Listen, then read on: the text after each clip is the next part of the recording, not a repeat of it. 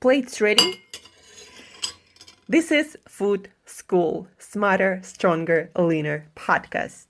Want to feel amazing, love the way you look in the mirror, and perform your absolute best in the gym, at work, and in life? You're definitely in the right place. Food. It's you. It builds every single cell of you. And if there is one thing every human being must master, it's food.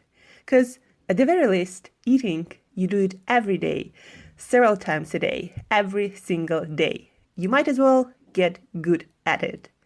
I'm your host, Shurina from Create Yourself That Today, your personal nutritionist and plate watcher, your diet guide and explorer, your fat loss coach and food inspector. And just someone with a lot of passion and obsession and curiosity for healthy food, healthy diets, nutrition, optimized human performance, everything and absolutely anything you put in your grocery shopping cart, your fridge, on your plate, and in your mouth. It's my business. Food School, on a mission to help you eat better daily. It's the last time I talk about food. It's the last time I talk about food. Hey guys, and welcome back to another episode of Food School Smarter, Stronger, Leaner podcast. On today's episode, we will discuss different food news, different developments in our food world, in our nutrition world, developments that can affect your eating habits, that can affect your foods, that can affect your health at the end of the day. So everything and anything from the food and nutrition world that will or might affect your health, and also that will make you think deeper about your healthy eating or not so healthy yet eating habits. So news number one, really important one, and this one comes from nutrientingredients.com, a website that keeps a track of different nutrition news, different nutrition developments. So high cost of health foods helps drive malnutrition study. So this particular study was about malnutrition and how prices for food affect our food choices, and at the end of the day affect how nutritious or non-nutritious our daily meal plans, our daily food intake is. And for a lot of people still in our world, food prices affect food choices the most. If you have a limited amount of money to spend on your food or on your family's food, then of course your choices will be dictated by those prices, and they will affect your nutrition choices, and they will affect your health choices. So no surprise here. But I want to focus your attention on something else that I read in this article, and it goes like this: poor diets are the number one risk factor for non-communicable diseases, with diet-related health issues accounting for 1/5 of all deaths worldwide. So guys, eating a poor diet in one way or the other causes different kinds of death in 1/5 of world population. That is pretty huge number. So 1 in each 5 deaths is the result of people not taking care of their nutrition, whether that be because of poor knowledge or because of poor availability, or maybe high prices, or just not being around places where you have a choice and a freedom to choose and good nutritious food available. So that, I believe, might ignite your passion again for nutrition and for healthy eating, because if you don't take care of your nutrition, if you don't invest any time or energy into creating the best possible nutrition habits, then you might cut healthy year of your own life, and probably healthy years of life of people you love, if you're the one who is responsible for someone else's plate, right? So start taking care of your nutrition, guys, because 1/5 of death worldwide happens because of poor nutrition. News number 2, and that goes to bone density and bone health. So researchers found that only 4% of bone density and bone mineral content in adults is dependent on protein intake, with the remaining 96% due to other factors. Well, this whole news is all about how some studies show and some scientists say that when you eat more protein, you're gonna get better quality bones with more bone density. So recent studies actually showed that it's not the truth. So once you eat enough protein, and for an adult it is usually somewhere between 0.8 to 0.3 gram per kilogram of body weight per day. So once you cover your basic needs, eating more protein will not affect your bone health. There are other factors that affect your bone health. Some are nutrition factors, some are lifestyle factors. But when it comes to children, however, a strong relationship between protein intake and bone health was identified, accounting for up to 14% of bone mineral content. So what this basically means, guys, that you should really pay attention to what your kids eat if you're a parent or if you are planning to be a parent, because a lot of parents feed their kids, plant-based stuff or some junk food or semi-junk food, and then kids actually might not eat enough protein, and that will affect their growth in development in many ways. But also in this particular case, it was identified that it will affect their bone mineral content. So feed your kids and yourself good quality protein, but when it comes to adults, more protein beyond your needs doesn't do anything for your bones. The next one, this one I actually kind of compiled from different sources, and it is about vegan, and not just vegan, but substitutions of different food ingredients for other ingredients. In this particular case, Impossible Foods, or the company that makes plant-based proteins, is gearing up for the September launch of its plant-based burgers into retail after receiving the green light from the FDA to use its star ingredient, soy legemoglobin, as a color additive. But basically, this news is about this company, Impossible Foods, that now can use this additive to make their plant-based burgers taste like meat. Here, I want to focus your attention on another factor. When it comes to plant-based meat substitutions, the only thing that they substitute these days is the flavor, the texture, the taste. Plant-based alternatives to meat has very little to do with nutrition value. So if you're a vegan or a vegetarian trying to replace all your animal products with plant alternatives, you might think twice about that, because plant-based alternatives do not have the same nutrition value as animal foods. And a lot of animal foods carry nutrients that only those foods can deliver. Like, for example, let's take omega-3 fatty acids. If you don't eat your fatty fish, then and you don't consume any good quality fish oil supplement, if you're trying to get to omega-3 fatty acids from, walnuts or flaxseed, that is just not a possible thing to do. And so if somebody creates fish alternative, it might taste like fish, it might look like fish, but it's not going to deliver the nutrition value that fish delivers. And it's very important when it comes to your health. So please understand that plant-based alternative, it's not really an alternative.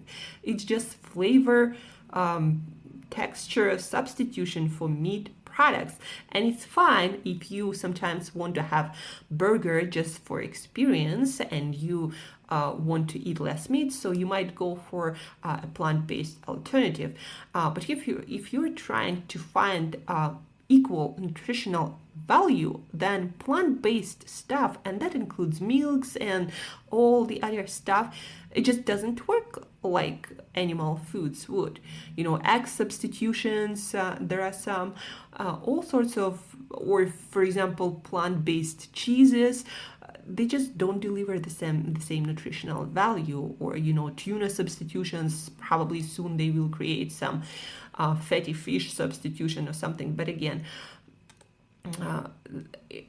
right now, modern day reality, there is no nutritional substitution plant-based for animal foods. So you do still need to eat your animal foods, and vegan and vegetarian diet can actually work, but it gotta be very well designed nutrition wise. Vegan diet does not work for human beings. So if you're a vegan, and guys, if you're someone putting your kids on a vegan diet, this is a crime. I don't know if it's officially a crime, but it is a crime, because there are certain nutrients that you cannot get from any plants, especially on a vegan diet. They're just not the same. But also a second piece of the same news is about the names that might confuse some people, and they might even confuse me. Some plant-based alternatives, they use the same names as meat producers use, like burgers, or bacon, or milk, or this whole article is even about rice, how, for example, cauliflower rice, quote unquote, cannot be called rice. And there is actually now a legislation about how riced vegetables should be called riced vegetables, not cauliflower rice, but cauliflower, riced. And I do too believe that we need more clarity. So, for example, if something is made of tofu, it shouldn't be called burger. It should be called maybe soy product burger, or something like that, or soy product bacon. So people understand what kind of experience they're gonna get, but it's not confusing what it's made of. Otherwise, people would think that they get the same nutrition as they would get from bacon, or from burger, or maybe from some fish substitution. So be aware of this catch, that again, plant-based alternatives are not really alternatives. The only thing that they can be an alternative for is texture and tasting experience, not at all nutritional value. So that's another piece of news for today. Next one is kind of fun. It is about kids, but I also know that it is about us adults too. So the news: food for kids. Study shows how affirming nutrition-focused food talk can get kids to eat healthier. How can you get kids to eat their veggies and whole grains without a battle? About grains, I actually have doubts that you should be making your kids eat the grains, but according to researchers, clearly communicating a food's nutrition benefits to children through affirming statements will help kids make healthy food decisions on their own. And what do they mean by this food talk, nutrition talk? For example, eat your lentils if you want to grow bigger and faster. Every child wants to be bigger, faster, able to jump higher, said the lead author of the study, associate professor in such and such university. So basically, for example, telling your kids eat carrots to see better to make your eyesight better will change their eating habits for longer, much better than just offering them this food without any explanation. And in the study, they tested 3 to 6 year old kids, and 67 oh, actually no 87 of children 87% of children who had this nutrition talk while choosing foods, they sustained their healthier eating choices for at least for a couple of months when they were measured after the study was performed. And so the study was designed so they first did the questionnaire when they asked kids about the foods, healthy foods, vegetables usually that they love and that they don't love, and then they started this food introductory talks, offering them certain food items that they didn't really like, and then they measured after a month of doing so, they measured what kind of choices kids would make without any sorts of food offerings, and they found out that kids started to eat healthier foods that they didn't really like previously. So they started to eat those foods on their own much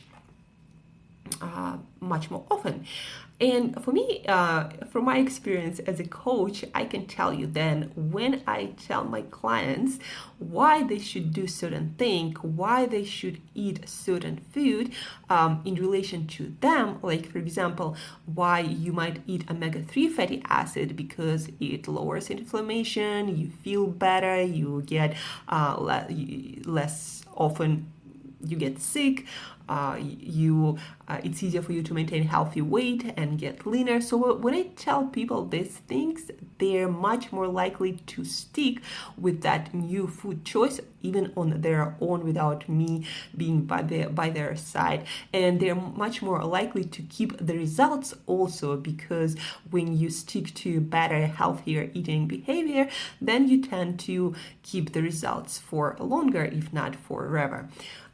So this explanatory nutrition talk also might help you to coach yourself. So when you read why certain food is good for you and what it can improve in your life, then you're much more likely to stick with eating these foods, probably replacing some not so healthy food.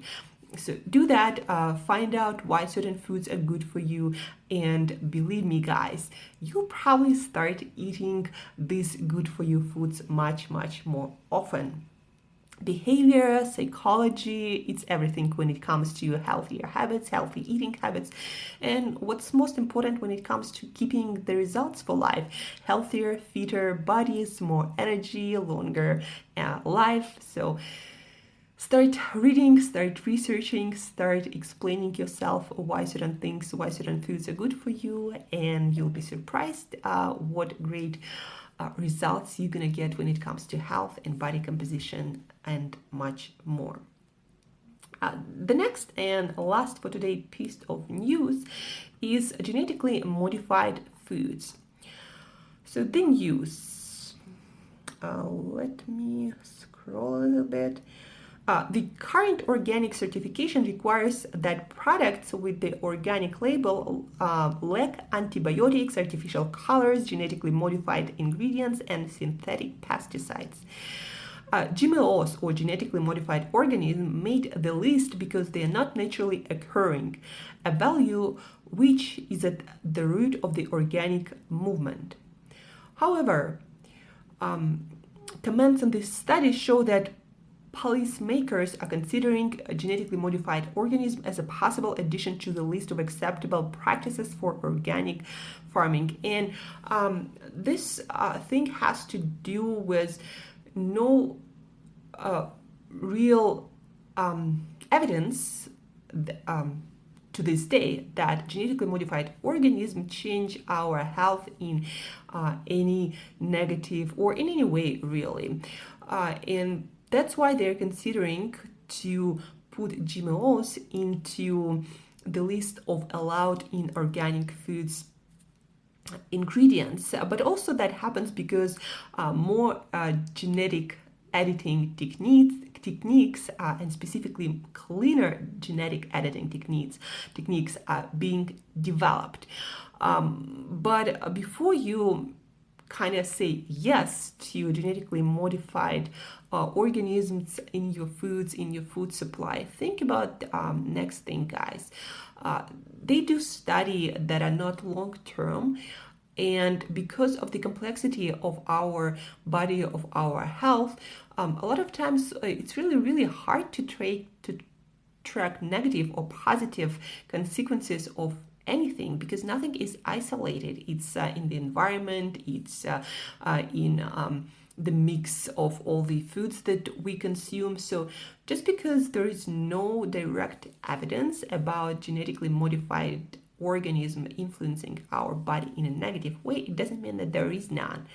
And it doesn't mean that there is no experiment going on. Like our grandparents, they didn't eat any genetically modified organisms, so we don't really know how eating them will affect us and our kids, the next generation of people, because a lot of the genetic modifications are transferred to our kids, to the next generation. And so it's hard to say. I don't believe that genetically modified organisms will cut the list for organic very soon, because that will decrease the transparency and people want more transparency, not less. And a lot of people buy organic because it doesn't have all these weird innovations in the food supply. So but that's just something to think about for you. So this is it for today, guys, our food and news episode. The most important piece of news is probably about thinking about your nutrition deeper and better, because that causes 1/5 of death in the world. So that just shows you how big of an issue, health issue, nutrition is. So it's really worth your time to invest into your healthy eating habits. And then when it comes to plant-based alternatives to animal products, just understand, guys, that the only alternative thing about them is the taste, the flavor, the texture, the experience, eating experience. They do not provide even close to nutrition value that animal products, good quality animal products, do provide. And for sure, do not put your kids on some weird vegan diet with meat replacement stuff that just, that can really affect your kids' life and health negatively for their entire life. And don't forget, of course, to start talking to your kids and to yourself about the nutrition benefits, about the benefits that you get from eating certain foods that will change your behavior and behavior of your kids for life. And when you or your kids will make their own choices, nutrition choices, food choices, they will make better choices just because they know why certain food is good for them. So that's it for today, guys. Thank you for tuning in. Thank you for listening. Thank you for being that curious, inquisitive type who always want to know more, to learn more, to improve yourself, and by improving yourself, to improve the world. So thank you. Really appreciate you. Really grateful for you. If you have any questions, always feel free to reach out on any and in any channel where you can find me. You can also find my email in the show notes as usual. And till next time, as usual, eat better daily.